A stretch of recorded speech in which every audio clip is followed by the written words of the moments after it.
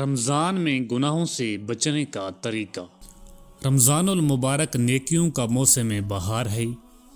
اس مہینے میں شیطان کو قید کر دیا جاتا ہے اور رحمت کے دروازے کھول دیے جاتے ہیں، جیسا کہ حدیث میں آتا ہے کہ رمضان میں شیاطین جکڑ دیے جاتے ہیں۔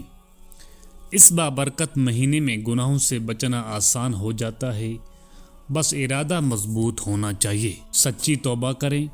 اللہ تعالیٰ فرماتا ہے، اے ایمان والو، اللہ کے حضور سچی توبہ کرو۔ پچھلے گناہوں پر ندامت، فوراً گناہ چھوڑ دینا، آئندہ نہ کرنے کا پکا ارادہ کرنا۔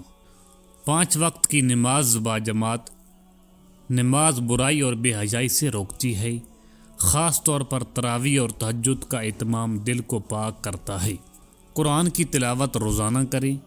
روزانہ کم از کم 1 پارہ پڑھنے کی کوشش کریں۔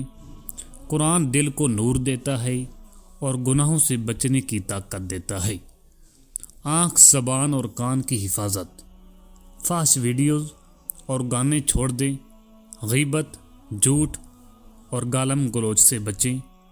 سوشل میڈیا کا غیر ضروری استعمال کم کریں۔ نیک صحبت اختیار کریں۔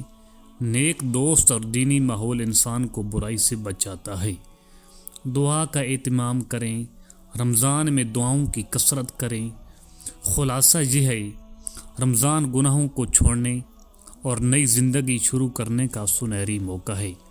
اگر ہم سچی نیت سے کوشش کریں تو اللہ تعالیٰ ضرور مدد فرماتا ہے۔